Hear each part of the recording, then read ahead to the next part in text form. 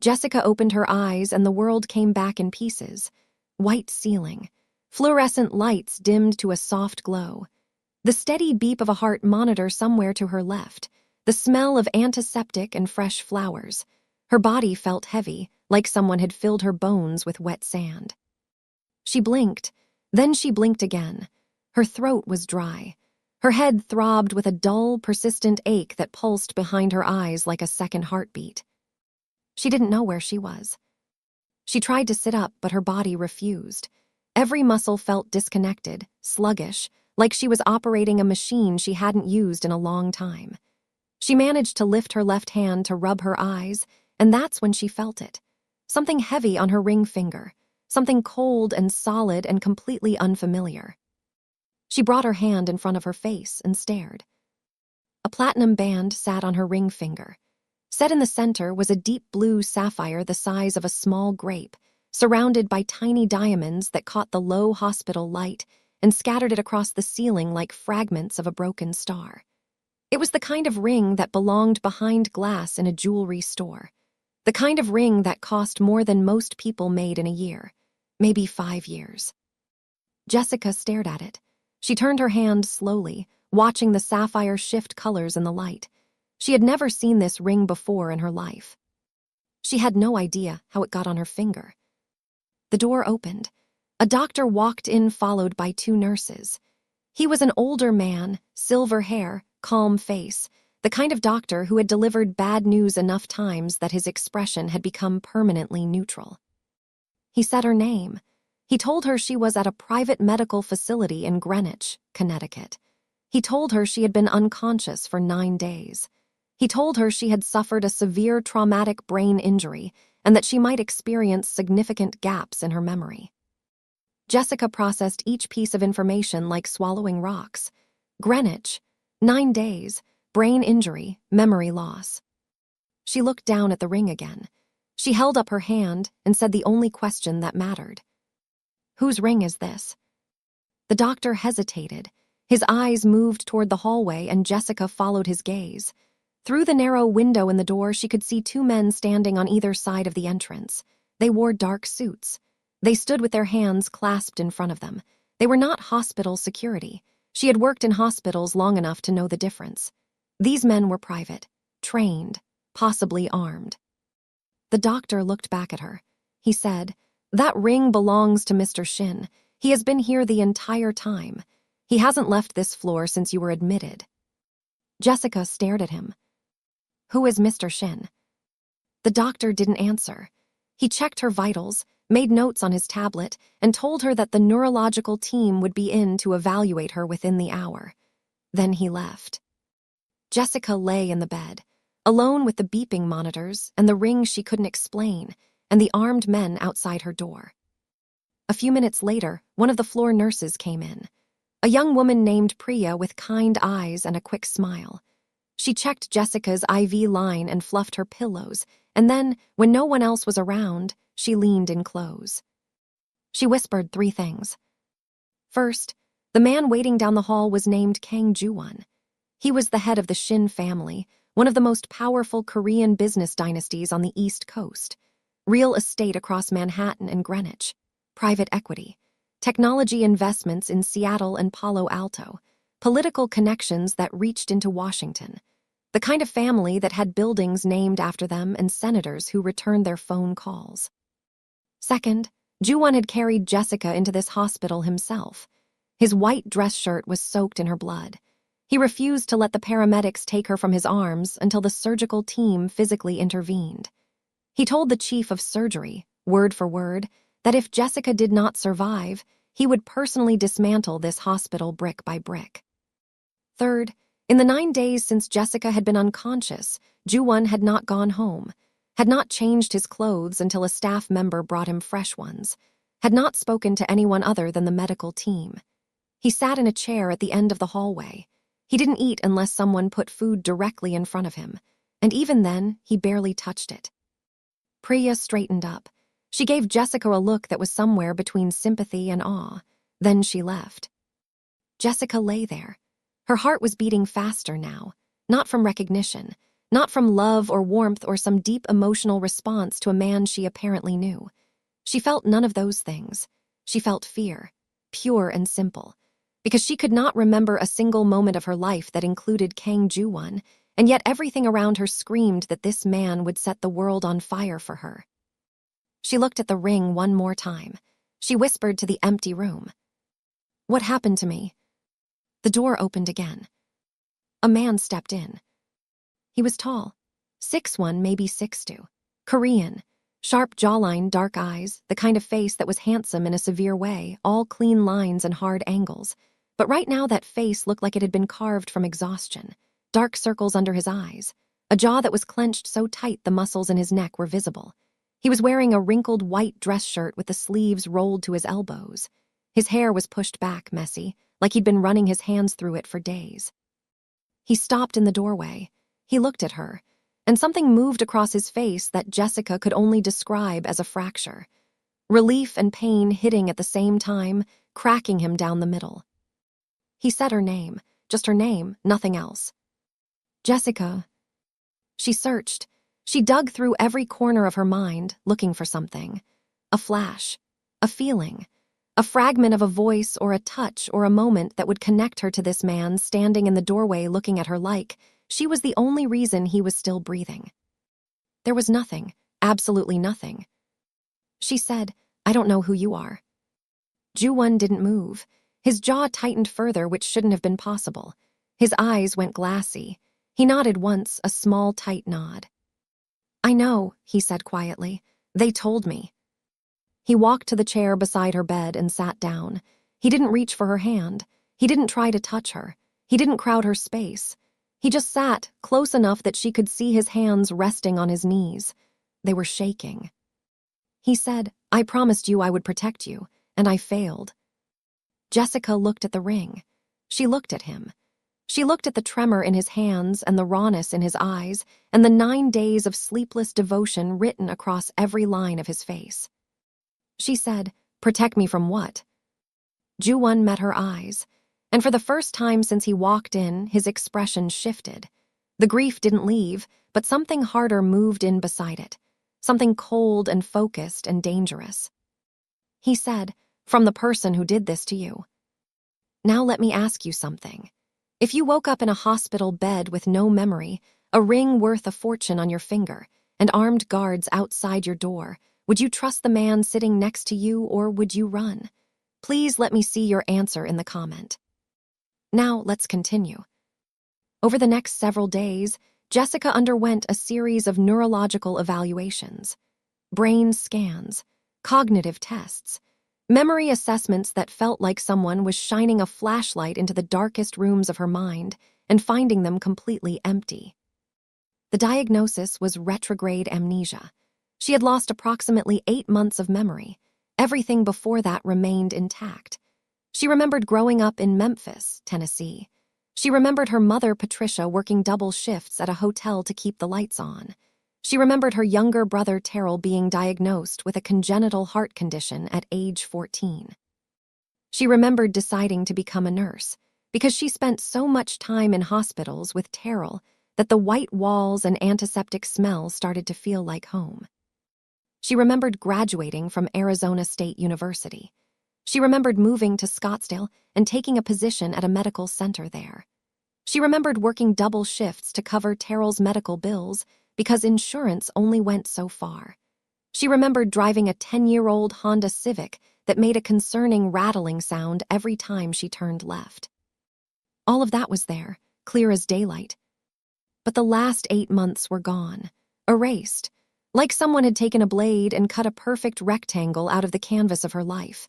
And apparently, those 8 months contained everything that mattered right now. Meeting Ju-won, falling in love with him, getting engaged to him, and whatever had happened that put her in this hospital bed with stitches in her scalp and a ring on her finger. Jessica was terrified, not of Ju-won specifically. She was terrified of the gap, the void. 8 months of decisions made by a version of herself she couldn't access. A woman who had apparently looked at this powerful, intense, overwhelming man and said yes. Jessica couldn't feel that yes anymore. She couldn't feel anything when she looked at him except confusion and the faint hum of something she couldn't name, an echo of an emotion that had no memory attached to it. Ju-won did not push. He did not try to trigger her memories. He did not overwhelm her with affection or declarations or stories about their relationship. The doctors had told him that pressure could worsen the amnesia, and Ju-won treated that instruction like a military order. He kept his distance. He sat across the room instead of beside her bed. He answered only the questions she asked. He called her Jessica, never any nickname, in a voice that was measured and careful and controlled. He was treating her like a stranger because that's what she told him she was. But Jessica noticed things. Small things that the logical, observational part of her nurse's brain couldn't ignore. The flowers in her room were changed every single morning. White peonies, always white peonies. The meals brought to her were not hospital food. They came from restaurants, specific dishes, shrimp and grits, peach cobbler, lemon water with exactly 2 slices of lemon, not 1, not 3, 2. Whoever ordered these meals knew her preferences down to the smallest detail. She asked Priya one morning, "Did he memorize my food orders?" Priya looked at her like the answer should have been obvious. She said, "Girl, that man memorized your everything." On the 5th day, Jessica told Ju-won she needed evidence. She couldn't just accept his word for their relationship. She needed to see it. She needed proof that the last 8 months were real. Ju-won nodded. He left the room without argument. The next morning, he returned with a tablet. On it were photographs, hundreds of them. Jessica and Ju-won on a rooftop in Manhattan. She was laughing, her head thrown back, her natural curls catching the wind. He was looking at her, not at the camera, not at the skyline, at her, like she was the only thing in the city worth seeing. Jessica and Ju-won at a farmer's market in Beverly Hills. She was holding a bag of peaches and making an exaggerated, disgusted face at something.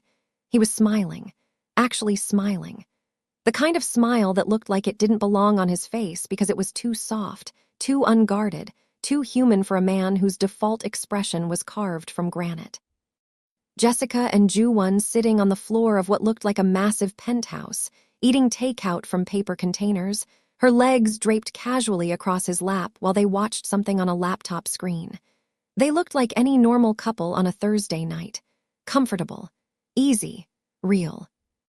Jessica sitting on a kitchen counter while Ju-won cooked. He was wearing a plain black t-shirt, no suit, no watch, no armor. Just him. He looked younger in that photo. Lighter. Like the weight of his family and his empire and his responsibilities had been set down by the door, and he was just a man making dinner for the woman he loved. And then the last photo.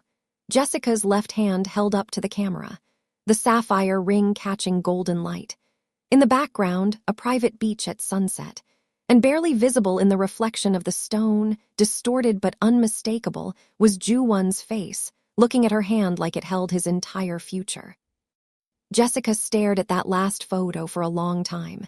She felt something stir in her chest, not a memory, an ache, a phantom limb of emotion, like her heart remembered something her mind refused to give back.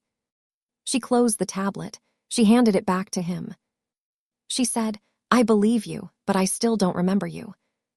Ju-won took the tablet. His expression didn't change, but his voice did.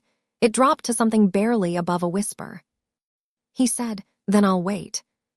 Later that day, Jessica called her brother Terrell. He picked up on the first ring. He'd been calling the hospital every single day, sometimes twice. Terrell confirmed everything. He told Jessica that Ju-won had personally arranged for him to see a cardiac specialist at the Cleveland Clinic, one of the top heart programs in the entire country. Ju-won paid for the full evaluation out of pocket. He set up a trust fund to cover Terrell's ongoing treatment. He flew to Memphis for Thanksgiving, sat in their mother's kitchen, ate Patricia's sweet potato pie without complaint, even though it was clear he'd never had it before, and asked for her blessing before proposing to Jessica. Terrell said, "Jess, that man loves you stupid, like the embarrassing kind of love, like the kind of love they make movies about and you think it's fake but it's actually real. He's the real deal." Jessica hung up. She sat in the silence of her hospital room and stared at the ceiling. She believed her brother. She believed the photos. She believed the peonies and the food orders and the 9 days Ju-won spent in a hallway chair refusing to leave. But believing was not the same as remembering, and she wanted to remember. Most of all, she wanted to know what Ju-won was supposed to protect her from, because every time she asked, something shifted behind his eyes, something he was holding back, something he wasn't ready to tell her. And Jessica had never been the kind of woman who accepted half-truths. Jessica was medically cleared to leave the hospital 12 days after she woke up. The doctors recommended rest, low stress, and familiar environments. The problem was that Jessica's familiar environment for the past 8 months had apparently been Ju-won's penthouse in Palo Alto, California, not her old apartment in Scottsdale. She'd given up her lease 4 months ago. Her furniture was in storage. Her personal belongings had been moved to his place. According to the records she could access, she had been living with Kang Ju-won for 4 months before the incident. Jessica did not feel comfortable moving into a home she didn't remember with a man she didn't know. She told Ju-won she wanted to go back to Scottsdale, get her own apartment, recover on her own terms, at her own pace, in a place that felt like hers. Ju-won didn't argue. He didn't try to convince her otherwise. He didn't look hurt, though something flickered behind his eyes before he shut it down. He said, "I'll have a place set up for you in Scottsdale by tonight." And he did. Within 12 hours, Jessica walked into a fully furnished 2-bedroom apartment in one of the nicest residential complexes in North Scottsdale. New furniture that somehow matched her taste perfectly. A full kitchen stocked with her favorite foods. Her nursing textbooks lined up on a bookshelf. Her clothes, all of them, organized in the closet by type and color. A framed photo of her and Terrell at his college graduation sitting on the nightstand beside the bed. She noticed one thing immediately. There were no photos of Ju-won anywhere in the apartment, not a single one. He had deliberately excluded himself from the space. He had given her a home that was entirely hers, with no pressure to include him in it. Jessica noticed. She didn't say anything, but she noticed.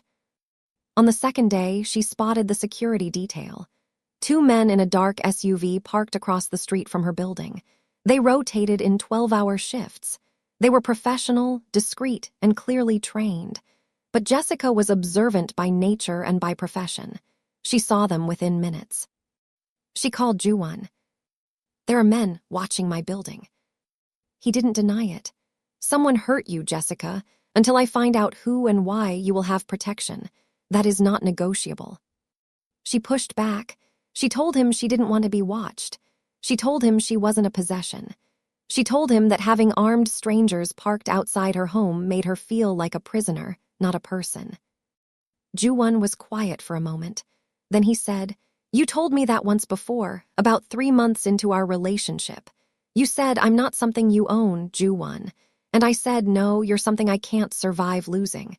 That hasn't changed." Jessica hung up. She sat on the edge of her bed in the apartment he had built for her in a matter of hours, and she pressed her hand against her chest.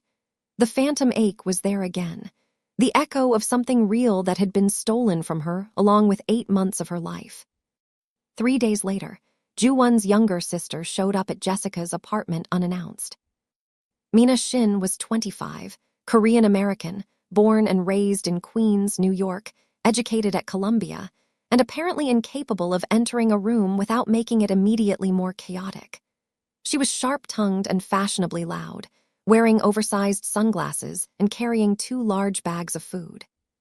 She walked in like she'd been there 100 times before. According to her, she had.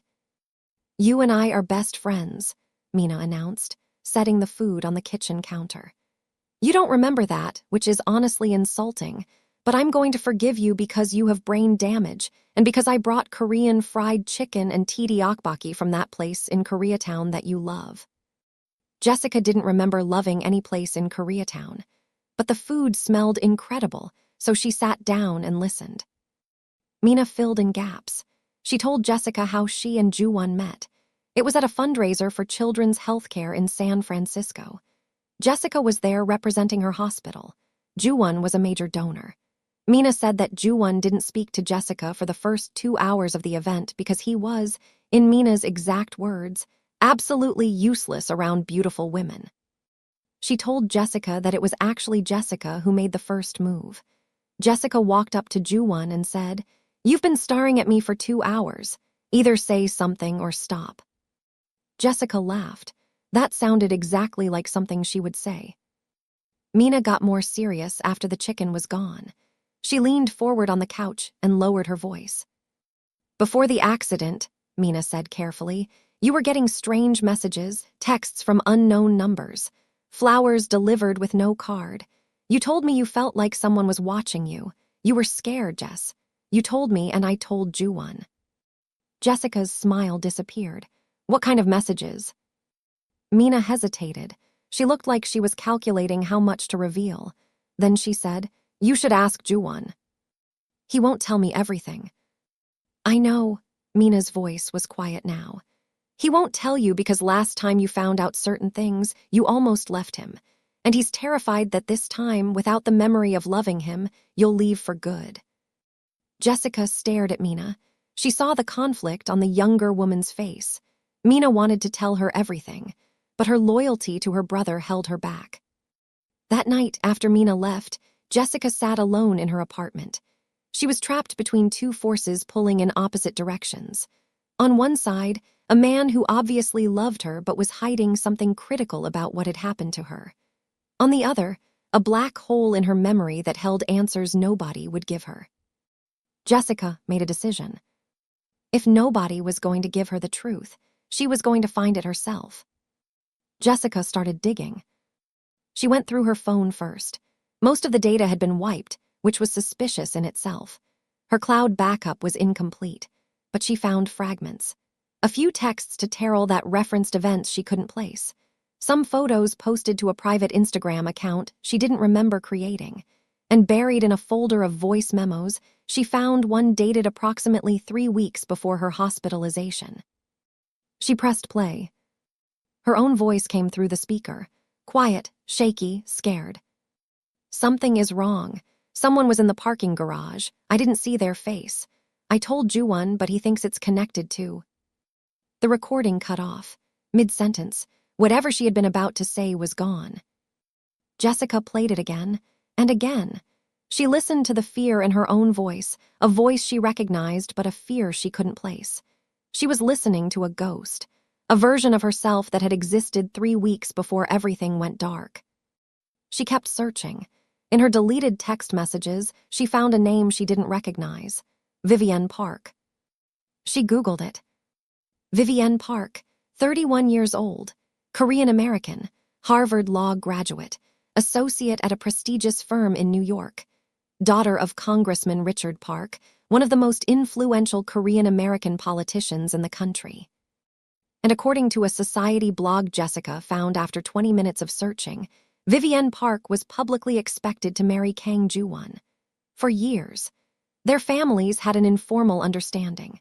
The Parks and the Shins moved in the same circles, attended the same events, appeared in the same photographs at political fundraisers and cultural galas. The last public photo of Ju-won and Vivienne together was dated 11 months ago, roughly 3 months before Ju-won supposedly met Jessica. Jessica sat in her living room, staring at her laptop screen, looking at a photo of Ju-won and Vivienne standing side by side at some event in Manhattan. Vivienne was beautiful, elegant, polished. She looked like she belonged in Ju-won's world in a way that Jessica, a nurse from Scottsdale who drove a rattling Honda Civic and ate cereal for dinner 3 nights a week, never would. She didn't feel jealousy. She couldn't be jealous of a relationship she didn't remember existing alongside. What she felt was colder than jealousy. It was the slow, creeping realization that she had walked into a world that already had a plan, and her presence had disrupted that plan entirely. The next morning, she received a text from an unknown number. "I heard about your accident. I'm glad you're recovering. If you ever want to talk about anything, I'm here. We met before, though you may not remember. Vivienne." Jessica read the message 3 times. She didn't respond, but she saved the number.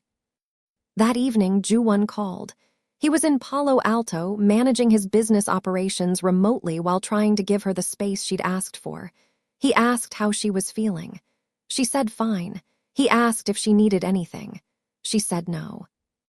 Then she said, "Who is Vivienne Park?" The silence on the other end was loud enough to fill the room. When Ju-won spoke again, his voice had changed. "Where did you hear that name?" "Does it matter?" Another silence. Then carefully, "Vivienne is someone from my past. She has no relevance to us." "She texted me." Something shifted in Ju-won's breathing. He went from measured to sharp, not angry at Jessica, angry at something else. "What did she say?" Jessica told him.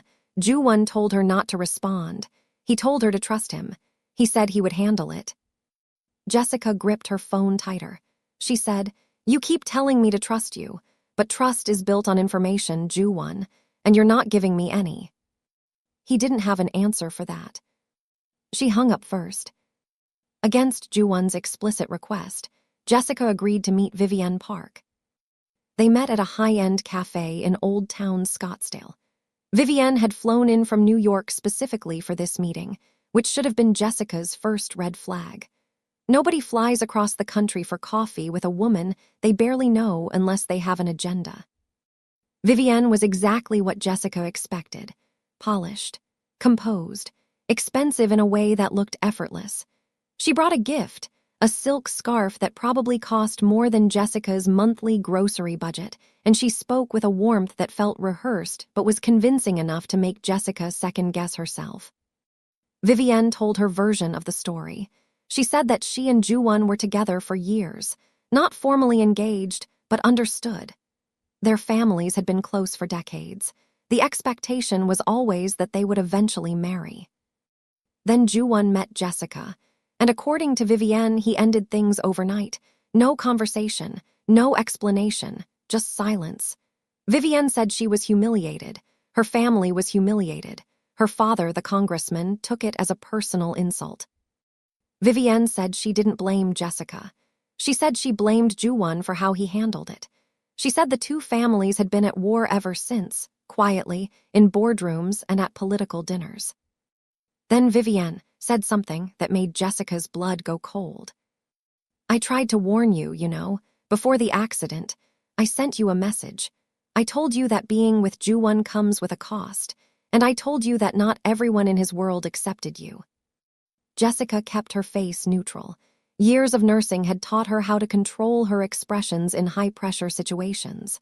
She said, "What do you mean, not everyone accepted me?"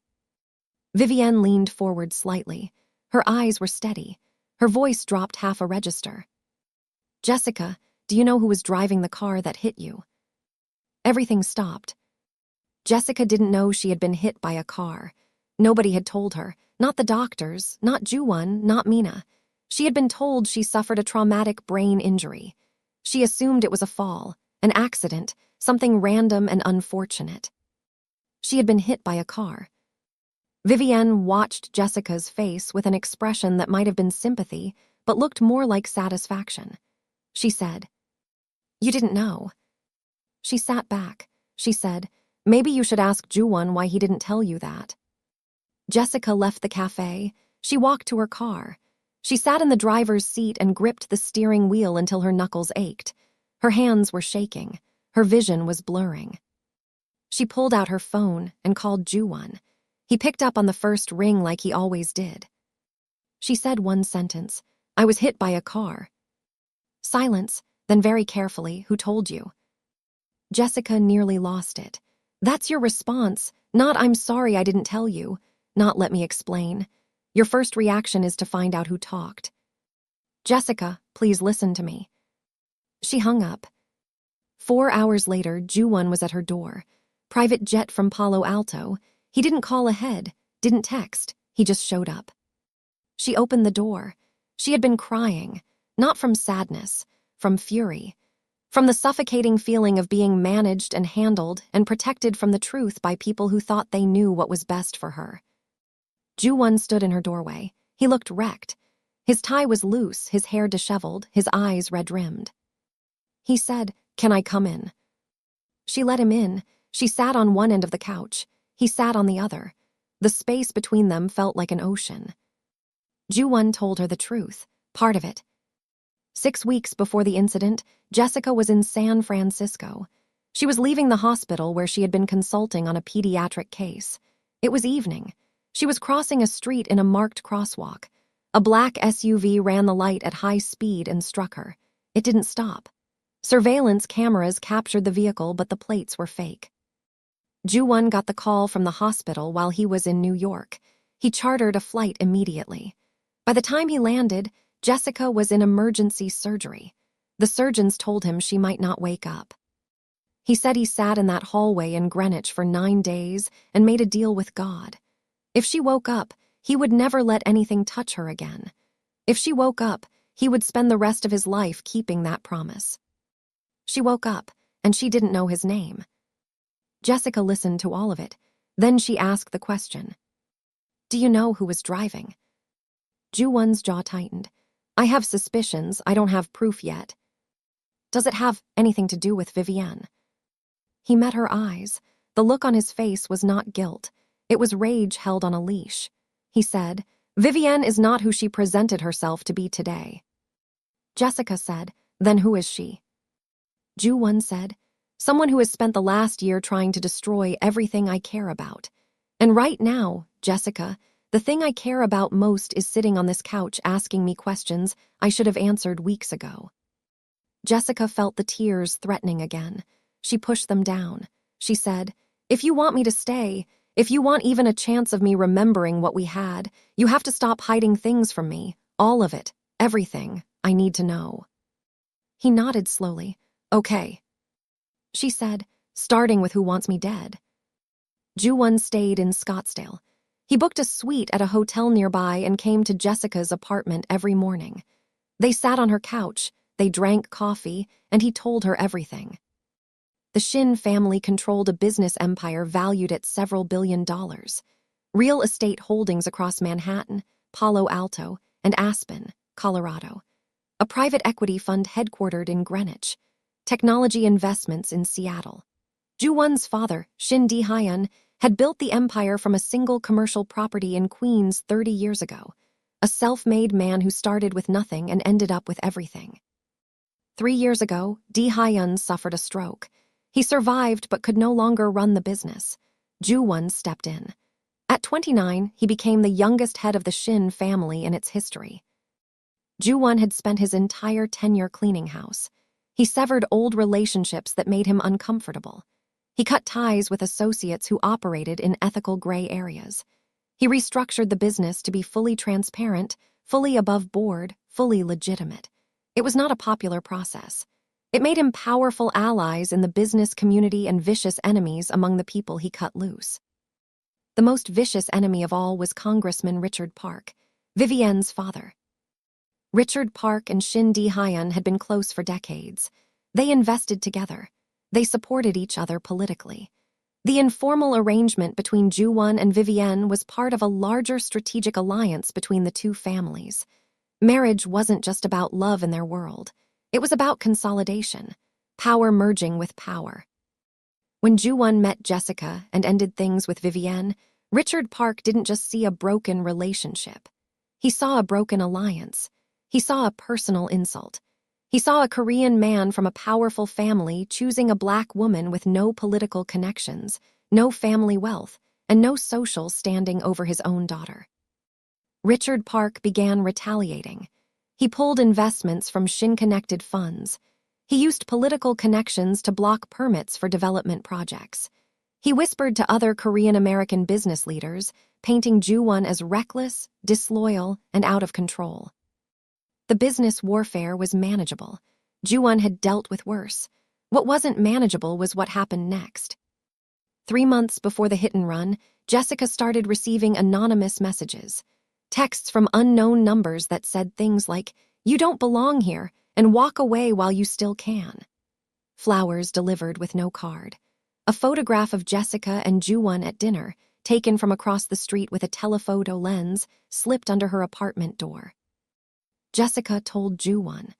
He immediately hired a private security team and brought in a former FBI investigator named Cole Whitaker to trace the source of the harassment. Cole was good at his job. He tracked the messages to a series of burner phones. One of the phones was purchased with cash in Manhattan. Cole pulled surveillance footage from the store and identified the buyer, a man he didn't recognize.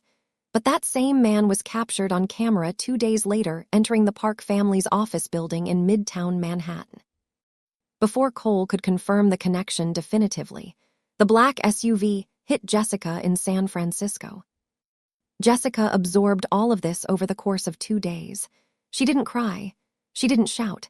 She sat very still and let the information settle into her bones. Then she said, "So you believe Vivienne's father ordered someone to try to kill me?" Ju-won said, "I believe someone in his orbit arranged it. Whether Richard Park gave the direct order, whether Vivienne was involved, whether it was someone acting independently on their behalf, I don't know yet. But the trail leads to them." Jessica said, "And the woman who sat across from me yesterday and pretended to be my friend might have been behind the car that nearly killed me."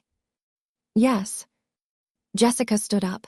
She walked to the window and looked out at the Scottsdale skyline.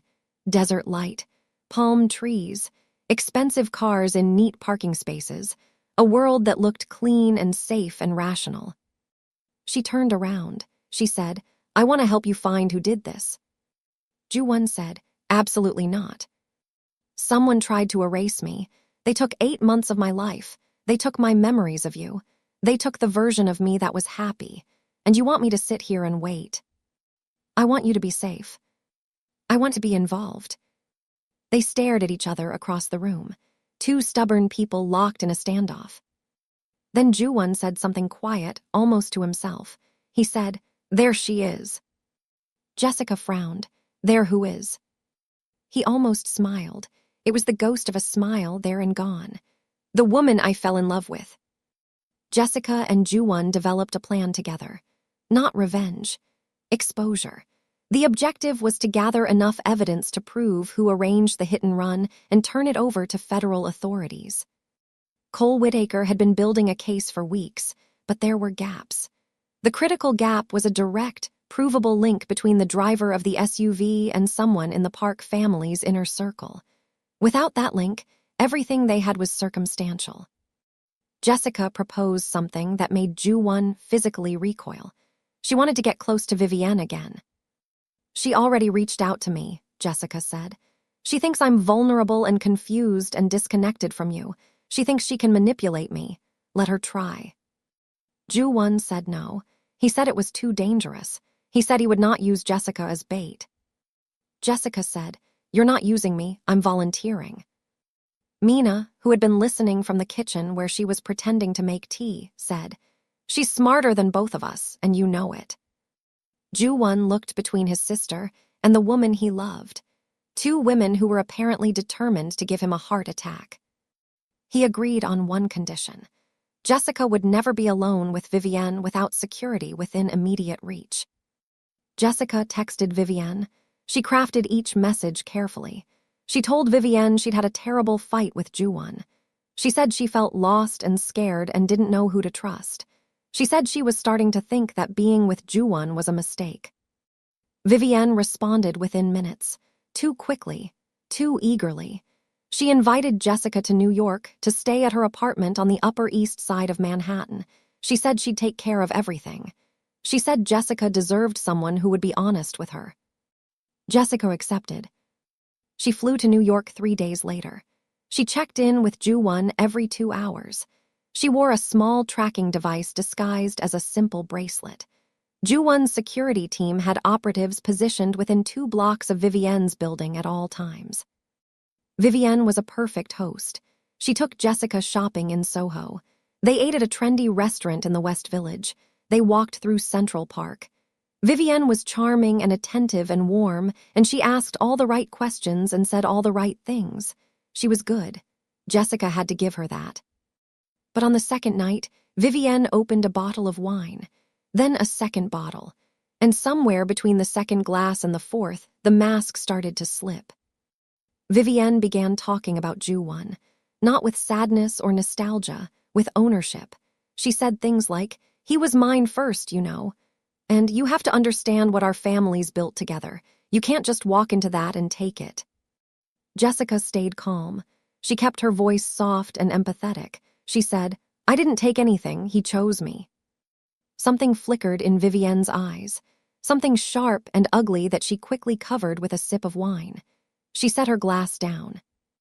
She said, "And look what it cost you." The room went cold. Jessica's skin prickled. She said very carefully, "What do you mean by that?" Vivienne caught herself. She blinked, smiled, waved her hand. "I just mean the accident, all the trauma, everything you've been through. It wouldn't have happened if things had gone the way they were supposed to." Jessica nodded. She filed the moment away. She memorized Vivienne's exact words, her expression, the slight tremor in her hand as she reached for her wine glass again. That night, Jessica texted Cole Whitaker a detailed summary of the conversation. While Jessica was in New York, Cole made a breakthrough. He identified the driver of the SUV. His name was Franklin Holt. He was a professional contractor who had done private security work and what Cole politely called special assignments for political figures and corporate executives. The kind of man who got paid to solve problems without creating evidence. Cole traced a series of payments to Holt from a shell company registered in Delaware. The shell company was managed by an attorney in Washington, D.C., an attorney who had represented the Park family for 12 years. It still wasn't enough for a conviction. The financial trail could be explained away by a good defense lawyer. They needed Holt himself. They needed him to confirm who hired him and why. Cole located Holt in Miami. He was living in a rental property in Coral Gables under a different name. The pieces were coming together, slowly, carefully, like a bomb being assembled wire by wire. Someone tipped Vivienne off. Whether it was a contact inside Ju-Won's organization, someone who noticed Cole asking questions in Miami, or just Vivienne's own paranoia, she found out that Ju-Won's team was closing in on Franklin Holt. And Vivienne panicked. She had been careful. She didn't give the order herself, not directly. She had manipulated her father's chief of staff, a man named Gerald, into arranging the whole thing. She framed it as a warning, scared Jessica, make her realize that Ju-Won's world was dangerous, convince her to leave on her own. Gerald went further than Vivienne intended. The SUV was supposed to come close, not make contact. But the driver lost control, or maybe he didn't care, and Jessica ended up in a hospital for 9 days while her brain tried to remember its own name. Vivienne didn't plan a murder, but she set the events in motion that nearly resulted in one. And the distinction between "I wanted to scare her" and "I hired someone who almost killed her" wouldn't hold up in front of a jury. Vivienne did something desperate. She called Jessica. Her voice was tight, controlled, but Jessica could hear the cracks underneath. Vivienne said that Ju-Won had been lying about everything. She said his business dealings were shady. She said Jessica was a pawn in a power play between two families. She said Ju-Won didn't love her, that he was using their relationship to publicly humiliate the Parks. Jessica listened without interrupting. She let Vivienne talk. She let Vivienne dig.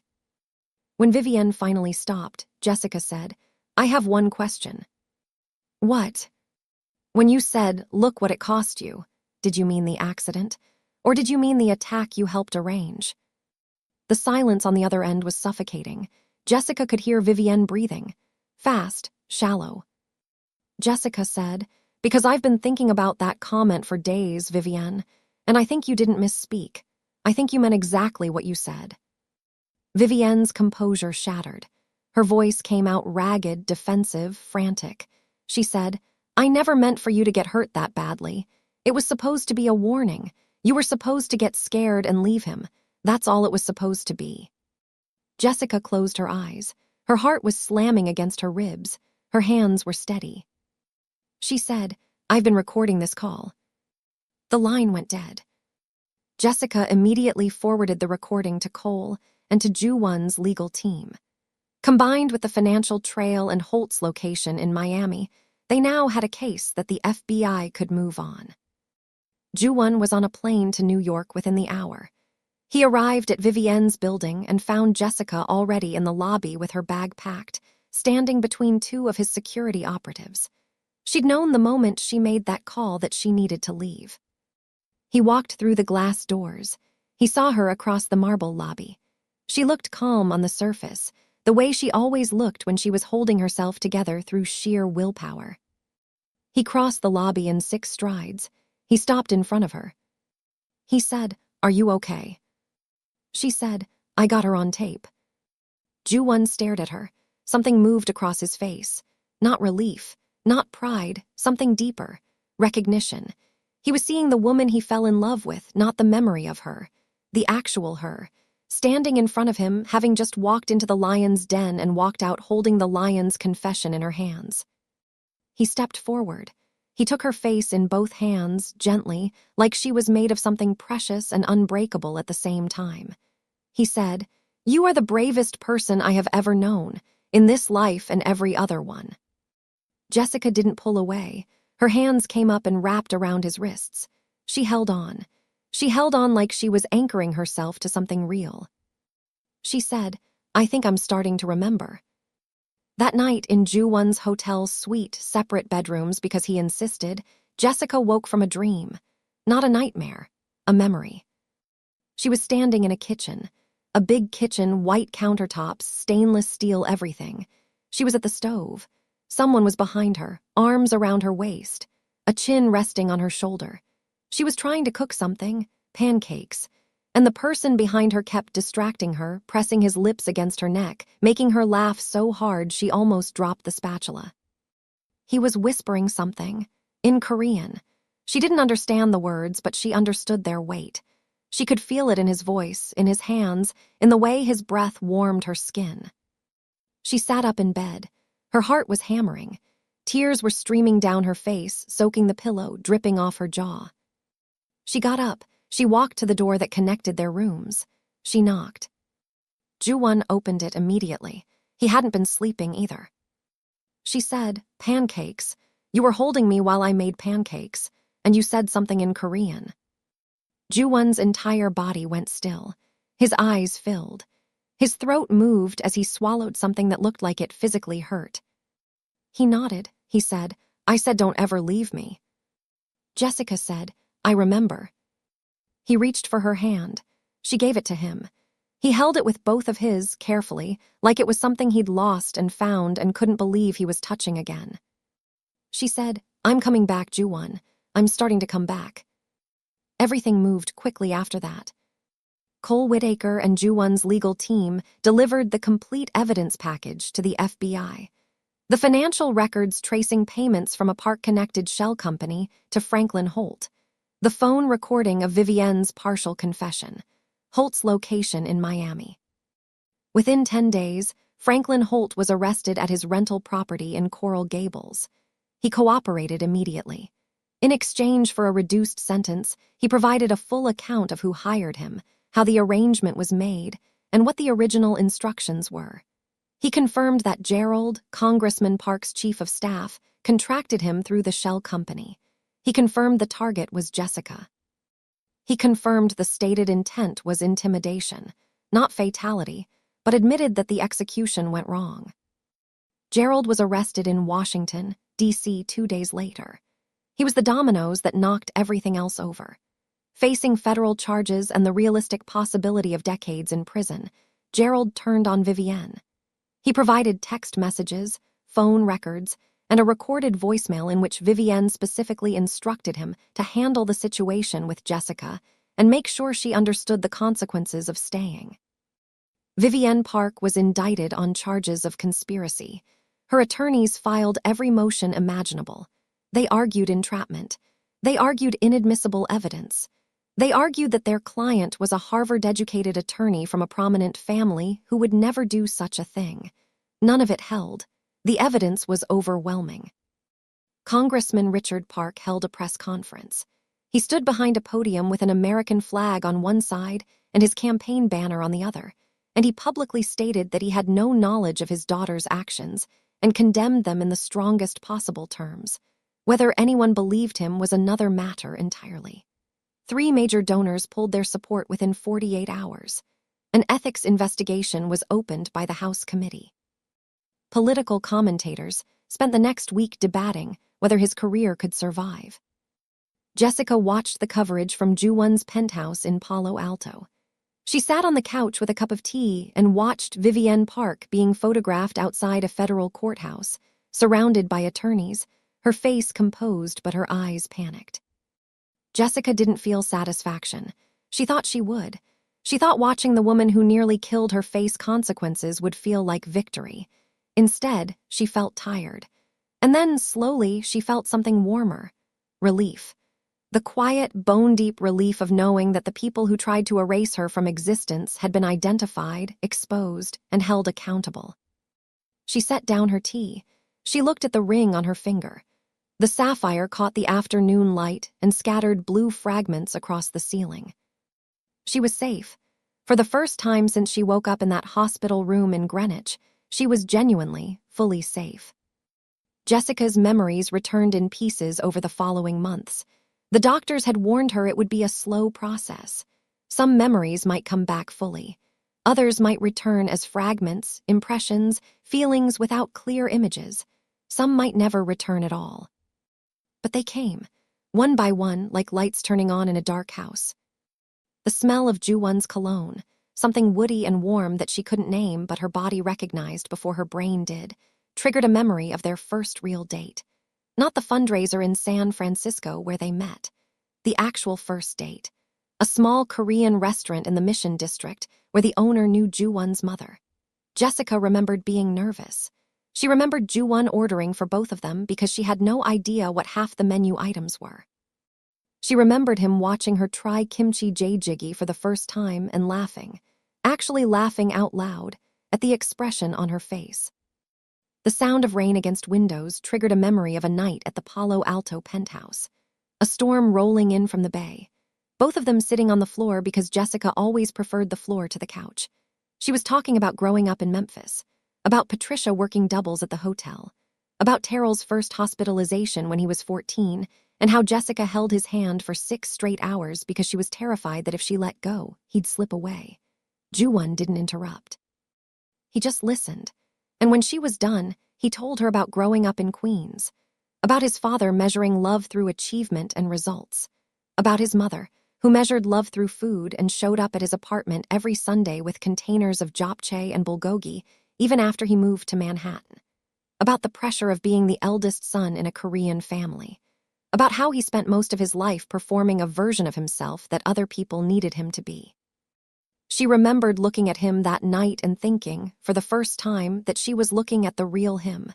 Not the businessman, not the family head, not the name on buildings, just a man who was tired of pretending and had found someone he didn't have to pretend with. The feeling of his hand on the small of her back triggered a memory of New Year's Eve in Aspen. She wore a gold dress. He couldn't stop looking at her. At midnight, standing on a terrace overlooking snow-covered mountains, he told her he loved her for the first time. She remembered what she said back. She said, "Took you long enough." Each memory was a gift. Each one brought her closer to the woman she was before the accident, and each one helped her understand why that woman had chosen this man. Not for his money, not for his power, not for the penthouse or the private jets or the ring. She chose him because behind all of that, there was someone real. Someone who was scared of losing people. Someone who loved with his whole chest and showed it through actions because he didn't always have the words. Terrell called one afternoon with news that made Jessica sink to the kitchen floor and cry for 20 minutes. The cardiac specialists at the Cleveland Clinic had developed a new treatment protocol. His prognosis was better than it had ever been. His energy was up. His numbers were improving. He'd started working out. He'd even started dating someone, a physical therapy student named Brielle who he met at the clinic. "She's incredible, Jess," Terrell said. "She made me do a plank for 60 seconds on our second date. I think I'm in love." Jessica laughed through her tears, happy tears, the kind that come from realizing that despite everything, the people you love most in the world are okay. They're going to be okay. Terrell said, "So are you and your Korean man back together or what?" Jessica said, "We never technically broke up. I just forgot about him for a while." That's the most dramatic thing you've ever said, and you once cried during a dog food commercial. It was a really sad commercial. It was a golden retriever eating kibble. He looked lonely. They both laughed. It felt normal. It felt like before, like the world had been shaken apart and was slowly, carefully putting itself back together. A few weeks later, Jessica told Ju-won she was ready. They were at the penthouse. She was in the kitchen making tea. He was sitting at the counter reading something on his phone. It was ordinary and domestic and quiet, and that was exactly why she chose this moment. She said, "I want to try again." He looked up. "Try what?" This, but I want to do it right. I'm not picking up where we left off because I can't. I don't have all the memories yet. I might never have all of them. You might be in love with a version of me that doesn't fully exist anymore." Ju-won set his phone down. He gave her his full attention, the way he always did, like nothing else in the world existed when she was speaking. He said, "I'm in love with every version of you, the one who remembers, the one who doesn't, the one who yelled at me on the phone, the one who walked into a room full of enemies to protect us both, the one who makes terrible pancakes, all of them, every single one." Jessica looked at him. She felt the ache in her chest, the one that had been there since she woke up in that hospital bed, and for the first time, it didn't feel like loss. It felt like arrival, like coming home to a place she'd been away from for too long. She took the ring off her finger. She placed it in his palm. He frowned. "What are you doing?" She said, "Ask me again." He understood. She watched the realization move through him like a wave. His jaw tightened. His eyes went bright. He came around the counter. He got down on one knee, right there, in the kitchen. No fancy venue, no audience, no orchestrated moment. Just them and the late afternoon light coming through the windows and the sound of the city moving far below. He said, "Jessica, I lost you once and it nearly destroyed me. I don't have a prepared speech because last time I prepared a speech and you told me to just say what I actually meant. So here's what I mean. I want every morning, every argument, every terrible batch of pancakes, every phone call with Terrell where he roasts me for something, every Sunday dinner with your mother where she asks me if I'm eating enough. I want all of it, for the rest of my life. Will you marry me? Again." Jessica laughed. She was crying and laughing at the same time, that specific kind of crying that only happens when joy arrives after a long season of pain. She said, "Yes, again." He slid the ring back onto her finger. It fit perfectly. It always had. 6 months later, they were married. Not a massive wedding. Neither of them wanted that. A private ceremony at an estate in Napa Valley, California. 60 guests, just the people who mattered. Terrell walked Jessica down the aisle. He was healthy and strong, grinning so wide it looked like his face might crack. Patricia sat in the front row in a lavender dress, clutching a tissue, already crying before the music even started. Mina stood at the altar as the maid of honor, simultaneously sobbing and taking selfies.